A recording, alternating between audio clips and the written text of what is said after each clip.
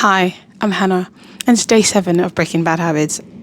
So if you've been on this journey with me, well done. How's it been going? Have you been able to change? Have you been able to change the way you think, the things that come into your mind, the way you speak, be more positive? Let me know in the comments below. But today is an interesting one. We're breaking the bad habit of not sharing the gospel. I know it sounds weird, but I think in our generation, we've just become complacent and it's just become a normal thing for us to say, oh, I don't really share the gospel, or it's not my calling. Actually, no one has a specific calling to share the gospel. It's actually a commission for every person who's a Christian and who says they love the Lord. So do you love God? That's the question you need to answer. Because if you do, he says, if you love me, you'll obey my commandments. And in Matthew 28, verse 18, essentially, it's the Great Commission, the last thing Jesus said. He said, go into the world and make disciples, telling people about my love, telling people about me.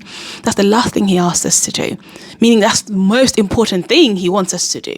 So if you're spending your life, going through life, and you're not sharing the gospel with people, what is your excuse? You need to actually truly answer why you are not sharing the gospel. I think it's a bad habit we're falling into, and then we make excuses, say, oh, I'm shy. Oh, it's not something I think I can really do. Really, are you shy?